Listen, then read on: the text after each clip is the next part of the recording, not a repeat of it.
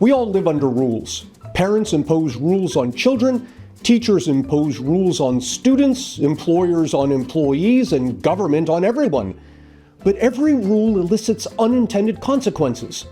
An example every student has experienced is a page requirement.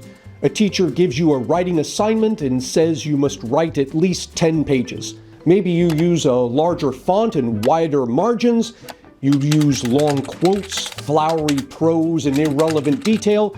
Your character no longer runs to the store. He perambulates to the commercial establishment with alacrity and determination. This video will cover 4 examples. 3 times when government action had disastrous unintended consequences in the past, and 1 where it might in the future.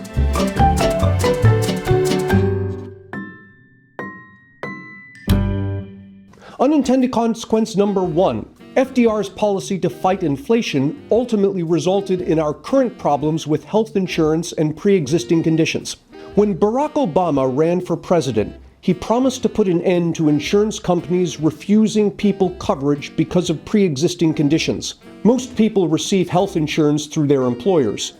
If a person becomes sick and can't work, the person loses his job. But because his insurance comes through his employer, the person also loses his health insurance. And when the person tries to obtain new health insurance, the new insurer refuses to cover the person because the person is already sick. This sounds like a problem that the government should solve, but it turns out it's a problem the government created. As the US sent millions of people overseas to fight in World War II, a labor shortage developed at home. The labor shortage drove wages up. As wages rose, they drove up the prices of goods and services. The result was rapidly accelerating inflation. Throughout 1940, inflation was almost zero. By July of 1941, inflation had risen to 5%. 3 months later, it had risen to 10%. By May of 1942, inflation was 13%. In an attempt to slow the inflation, FDR asked Congress for the authority to impose wage controls. In response, Congress passed the Stabilization Act of 1942.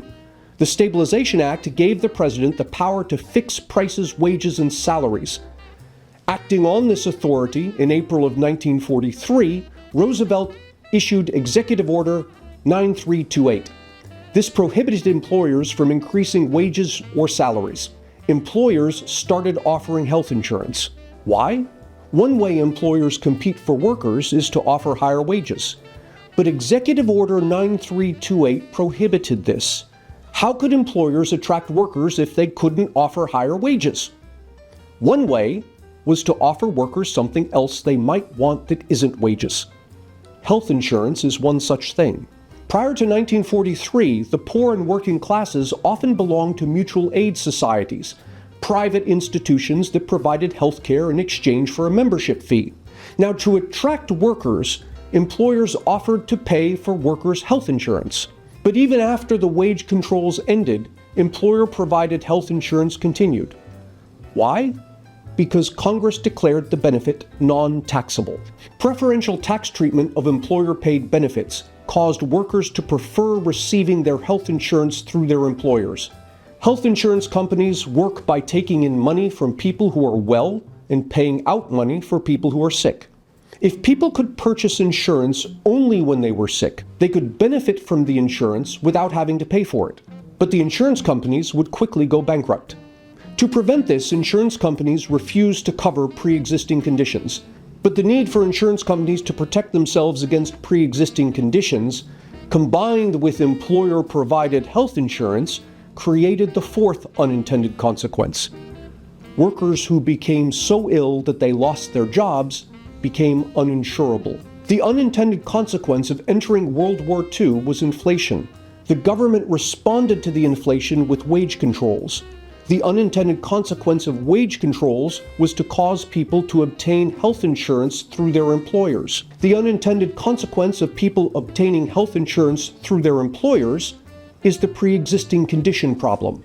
Fast forward to the 21st century, politicians gave us the Affordable Care Act in part to solve the pre-existing condition problem. But in trying to address pre-existing conditions, politicians asked the wrong question.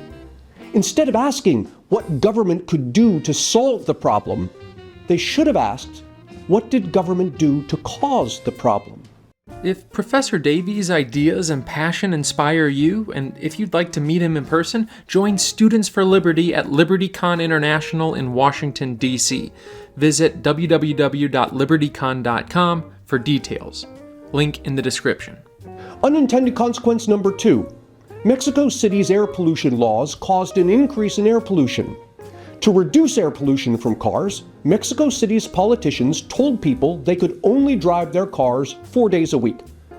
But the law caused air pollution from cars to rise. How? If you need to get to work on a Monday and you aren't allowed to drive your car, what might you do? You might walk, or take public transportation, or carpool with someone who is allowed to drive on Mondays. This is what lawmakers intended. But what about people who can't or don't want to do any of those things, but still need to get to work on Mondays? Many took taxis, but taxis in Mexico City tended to be older and to emit more pollution than did the typical car. Some people bought second cars that, with different license plates, they could drive on the days they weren't permitted to drive their regular cars. Of course, people who bought second cars only to drive them 1 day a week tended to buy cheaper cars.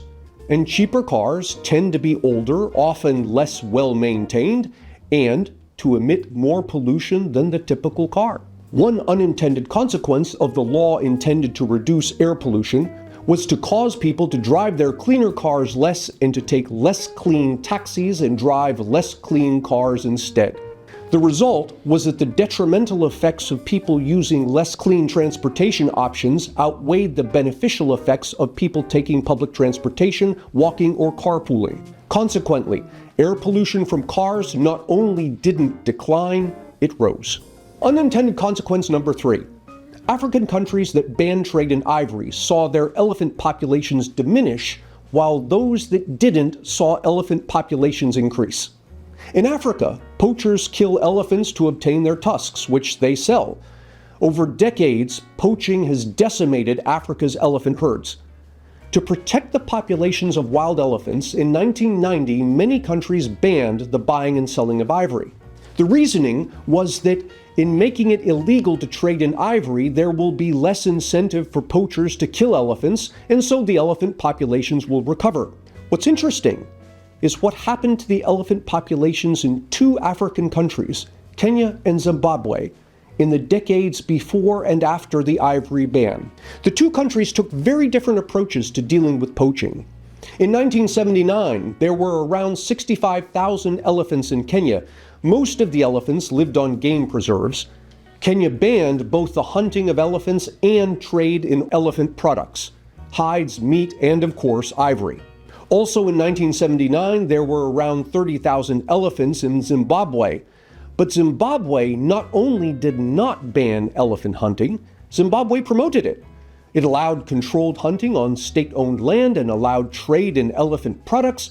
Zimbabwe even raised money for its Department of National Parks and Wildlife Management through the selling of ivory and elephant hides. And starting in 1975, Zimbabwe allowed private landowners to hunt elephants on their own land. Given these very different laws, one would expect that Zimbabwe's elephant population would have been decimated while Kenya's thrived. But over the decade from 1979 to 1989, the opposite happened. Kenya's elephant population dropped from 65,000 to 19,000, while Zimbabwe's grew from 30,000 to 45,000. The reason? Unintended consequences.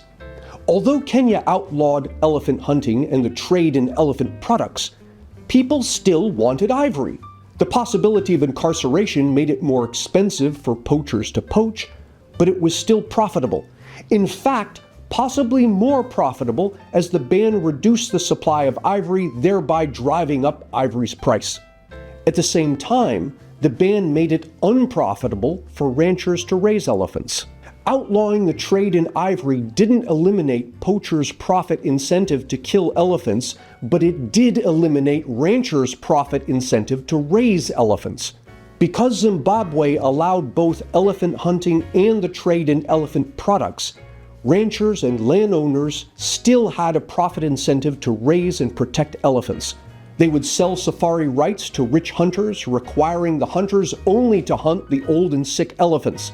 The sale of safari rights brought in revenue that ranchers and landowners used to raise, care for, and protect the elephants.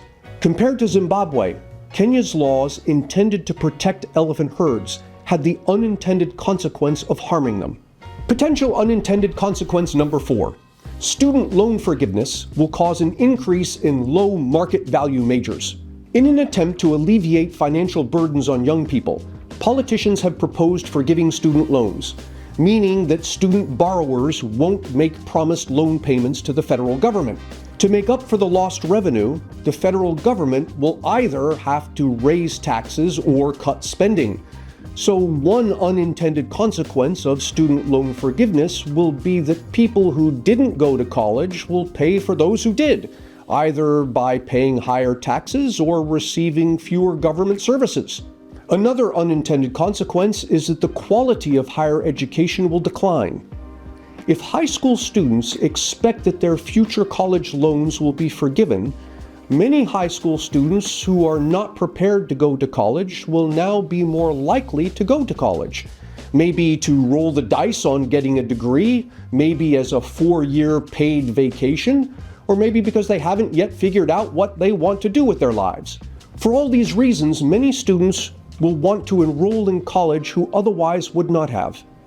And this is excellent news for colleges because it greatly increases the market of potential students. But to keep those students and their tuition dollars, colleges will have to make it easier for those students to remain in college.